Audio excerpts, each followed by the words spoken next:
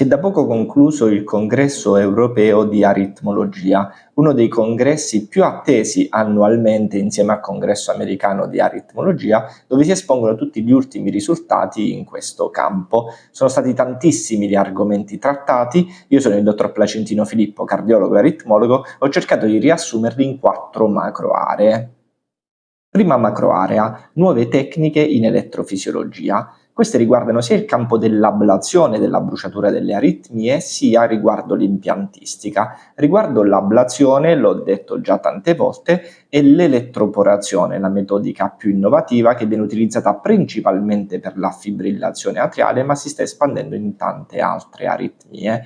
Di questo argomento già ne ho parlato in abbondanza, quindi vi invito a cercarlo se siete interessati su YouTube scrivendo Placentino, il mio cognome, seguito da elettroporazione, e vi usciranno tutti i video in cui ne ho parlato.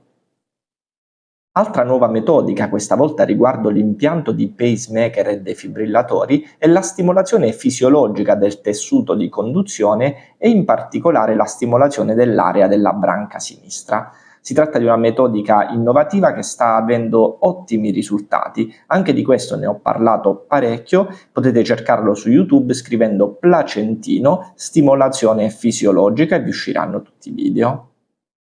Andiamo alla seconda macroarea, che è quella dell'integrazione dell'intelligenza artificiale in medicina. Questa ha riguardato soprattutto i dispositivi impiantabili loop recorder, quelli che si inseriscono sottocute per registrare le aritmie, e servono per andare appunto a ricercare un po' tutte le aritmie, ma la particolare ricercata è soprattutto la fibrillazione atriale a causa del suo elevato rischio di ictus.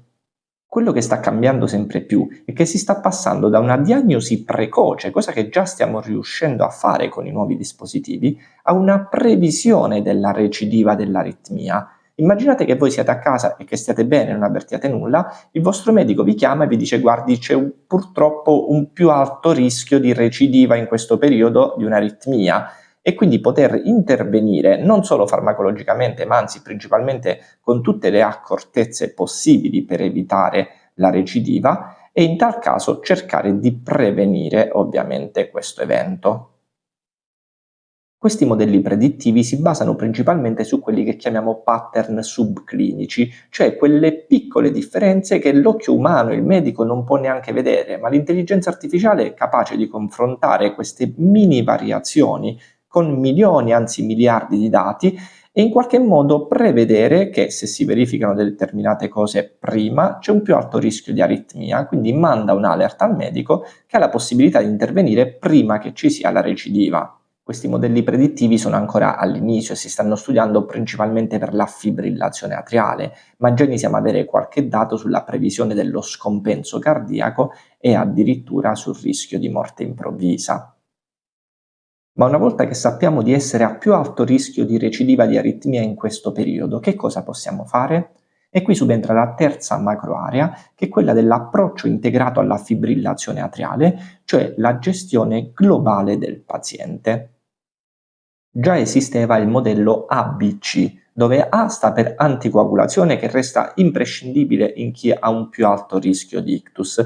B è Better Symptom Control, cioè il controllo dei sintomi, ma assume molta importanza adesso la C, che sarebbe Cardiovascular Risk and Comorbidities, cioè gestione del rischio cardiovascolare e delle comorbidità. Infatti l'abbiamo ribadito tante volte che il controllo dei fattori di rischio e delle comorbidità è molto molto importante per cercare di ridurre al minimo il rischio di recidive aritmiche.